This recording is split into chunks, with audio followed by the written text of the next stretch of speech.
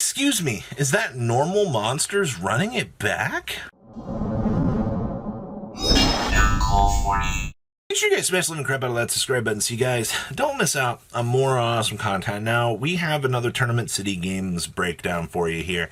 And I gotta tell you, I've been enjoying getting the chance to look at some of these. You know, they're not regional levels, but they're above your localized events out here because typically when you're throwing cases at people, people are getting excited. They're going, oh, product, I can't wait to, play for this. And it's kind of the situation you're kind of finding yourself in an event like this. So we have 3 Ubel variations in this. Now, this is interesting because the Ubel in these, I would say, quote-unquote, smaller events does tend to catch a lot of people off guard. People just really are not prepared for the deck, which is very interesting to me because you figured they would be. But the deck kind of is like the locals grinder.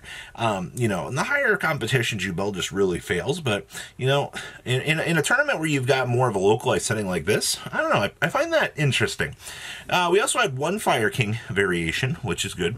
We have a Mimighoul challenger in the room. I'm not going to lie. I love to see some Mimighoul action actually doing well. We also have Memento. Actually, Memento ended up winning this event. Memento is kind of turned into this secret challenger in the room out here. I don't think people are necessarily fully aware of how strong Memento is, or maybe Shifter's just kind of gone to bed. I'd like to blame it on Shifter going to sleep, actually. We also have the unbridled might of Exodia the Forbidden One, my arch nemesis out here, smashing the competition as per usual. I'm telling you, that deck is also another one of those decks you look at and you're like, ugh. And then we had the Pacifism Phantasm Spiral deck doing its thing, and that was actually the thing that really caught my attention. I was like, wait, normal monsters are doing their thing out here? Yes, they were, actually. I think that was one of the most surprising challengers out of this event. I mean, they had, I think it was 50 people for this, which was really, really good. Let's pass on over to deck list. So winning our event here was none other than Memento, and you shouldn't be surprised when I tell you that Memento is still doing incredibly strong out here. This deck, I mean, granted, if there's no shifters in the room, or, there's not a lot of shifters that you have to worry about, then this deck is just able to do really good. This build also maximized on triple Goblin Cage. I've seen some builds trying to get funky playing 2, but we're also doing 2 of the little Goblin itself, which is fine. Maximizing on all of the Memento fusions, and since we are playing triple copies of Pot of Extravagance in here, that means we are playing triple SP and so forth. That's actually beautiful to see that we're taking advantage of all of that to bring together maximized draw power. I mean, this deck doesn't really give a crap, right? Like, you've got all of your results, kind of narrowed down, and you're going to be taking advantage of as much of the powerhouse, consistency as you can get. Pot of Extravagance in this deck feels kind of disgusting, and I don't really like that. That's crazy to think about. All right, next up we have our Fire King Snake Eyes deck. I gotta love Triple Dominus Impulse in this thing, man. It feels so good. Now keep in mind, since we are doing the Fire King stuff, we are going to shrink down on the Deception package just a little bit, all right? Deception still is going to get us places, but, you don't want to be bulking down on too much. You're already putting 43 cards into this bad boy, which means, all right, we're going to dial this back a little bit. We're going to hope for the best results, and I mean, it did pull it off. Second place is actually pretty crazy. You just got to remember, unfortunately, if Memento kind of does their thing, you just kind of get, steamrolled like this in slow motion across the face as, the big 5Ks coming down and just the rest of it. You only have so many hand traps in so many forms to annoy that deck.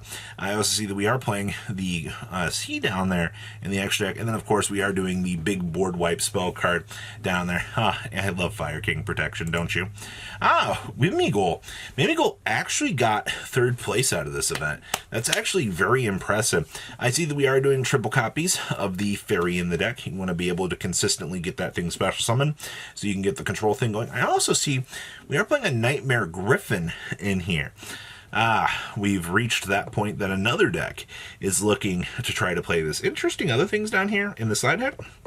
We are playing triple Summoning Curse, and we are playing 1 copy of the Mimighoul spell card to rip things from the opponent's extra deck. Now, I don't know. Having those cards in the side, I think, is probably the better call, honestly, because you want to put yourself into one of those situations that, hey, if I'm going first, I can board in all these going first cards, I can rip these apart. As where the main deck is functionally able to go first or second, you can put more of an emphasis on whichever mode that you need to do. Do not underestimate that, all right? Especially in a deck like this, having those 4 cards, especially if you go second, very detrimental. Oh, hey, we have our first Yubel list in here. Now, I do see we are playing one of the Fiendsmith token generator cards in here. Now, that does put the free body on the field and does allow us to kind of start full Fiendsmith combo. I mean, we're going to be Fiendsmith locking anyway. We don't really give a crap, right?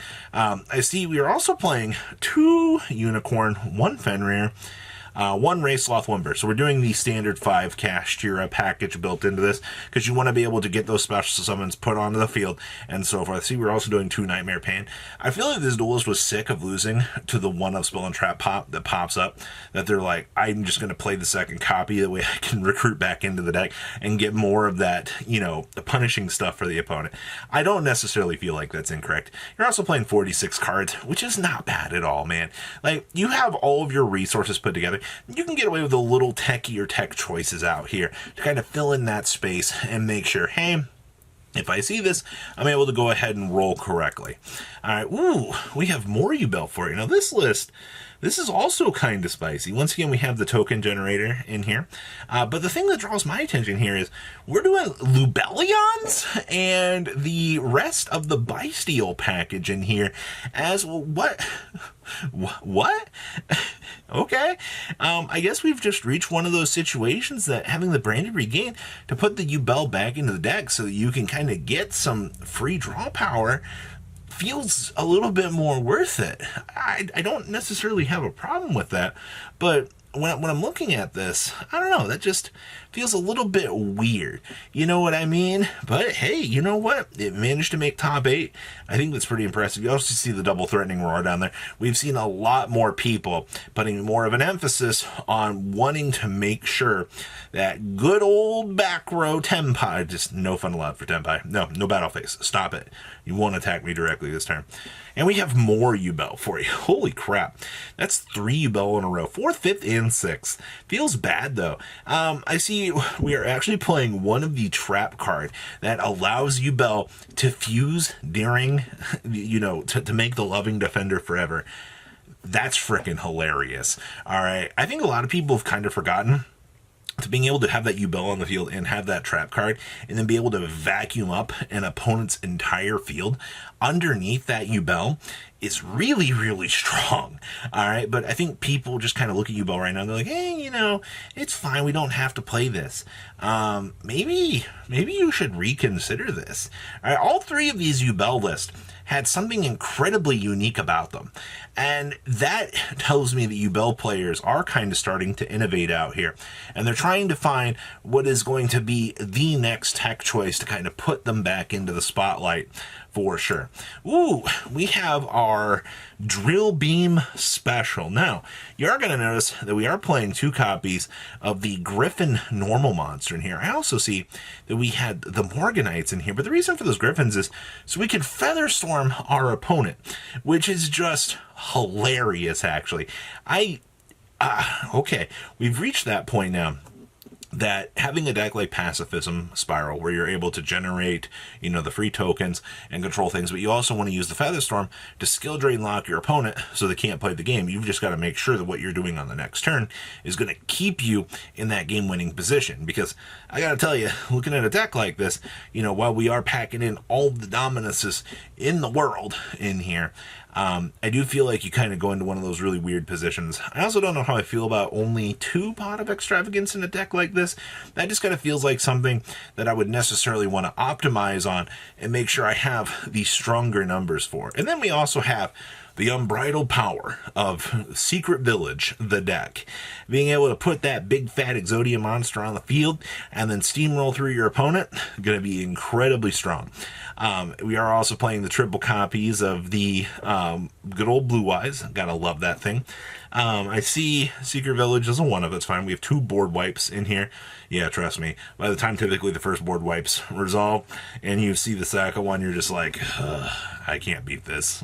Trust me, as somebody that has seniorly lost this deck 4 weeks in a row at locals, I will tell you that this might be the strongest Yu-Gi-Oh deck in all of existence. But what do I know? Make sure you guys leave a comment down below. Tell me what you guys think. And, well, you guys have a good rest of your day, alright? Patrons!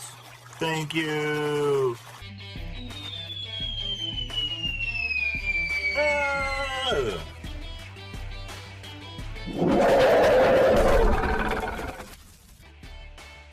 Thank you so much for watching. Check out these other videos.